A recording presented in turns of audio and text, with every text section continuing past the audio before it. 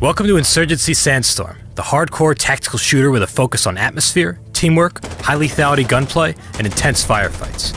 My name is Michael Saruhas, I'm the lead game designer, and in this video, I'm going to take you through what makes our experience really special.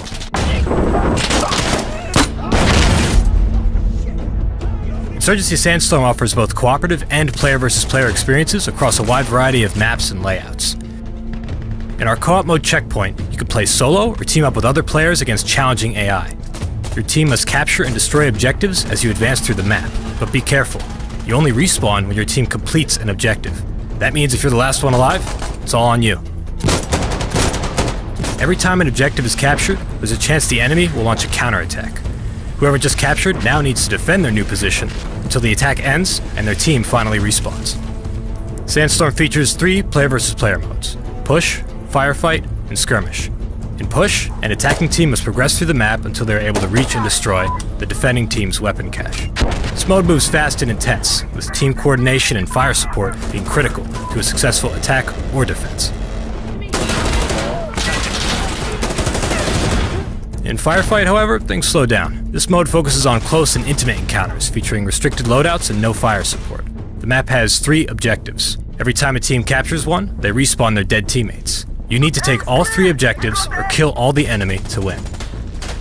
The clutches get real here, with one player able to bring back the entire team with just a single capture. There's also a ranked 5 versus 5 for those looking for a more competitive experience.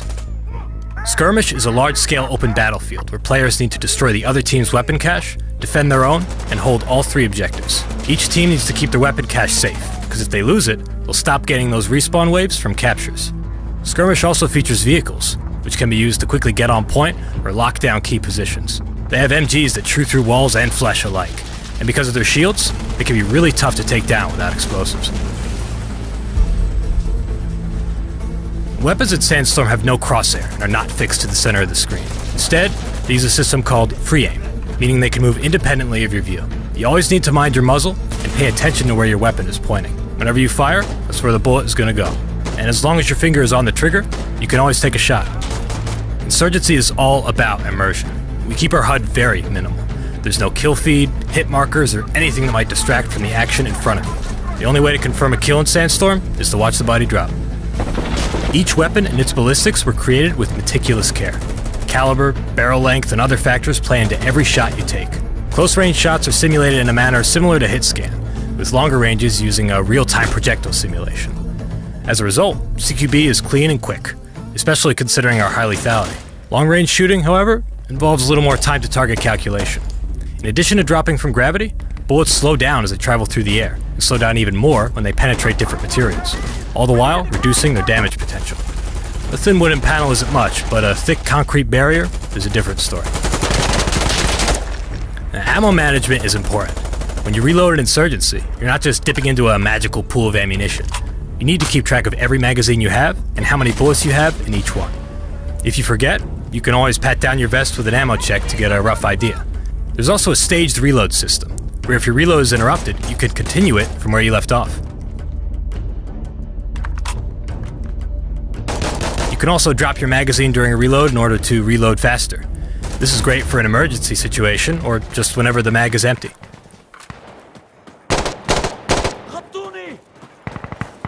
Every sound in Insurgency Sandstorm tells a story. We've put a lot of effort into our soundscaping to contribute on both the gameplay level and an atmospheric one.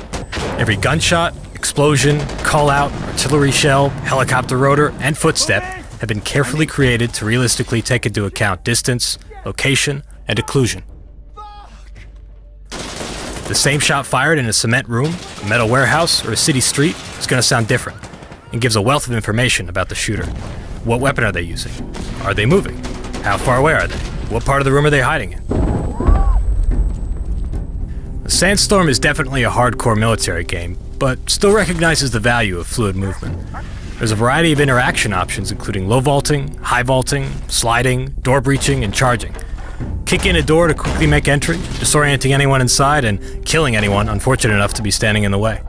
Peek through a door to get an angle on an enemy, or bounce in a grenade without exposing yourself. These kinds of options are also available in vehicles, where you can duck to avoid fire, or even turn an enemy vehicle's machine gun on its own passengers.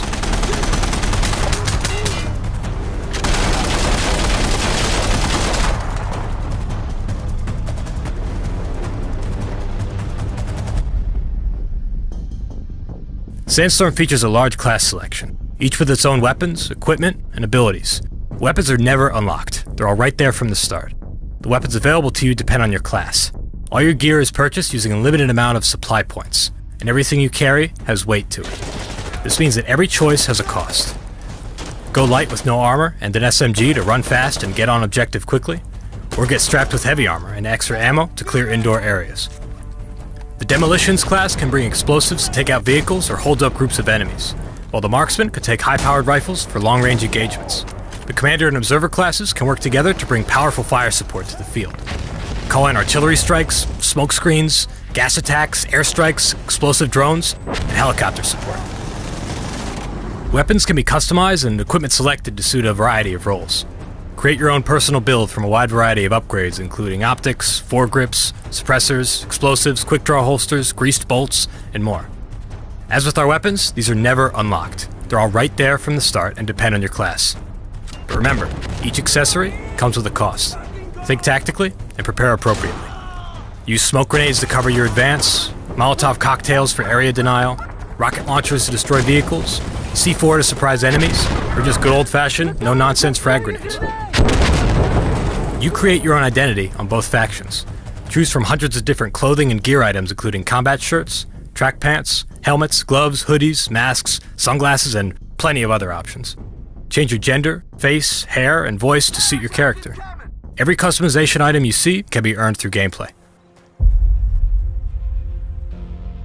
More content is coming after release. Post-launch, we'll be adding new weapons, maps, customization items, modding support, and more. As with the original Insurgency, this type of content will be free. Our community really is important to us, and we don't want to split our player base. We want everyone who owns Sandstorm to experience these updates. We hope you enjoyed this overview of Insurgency Sandstorm's features and mechanics, and we look forward to seeing you in the servers on release December 12th.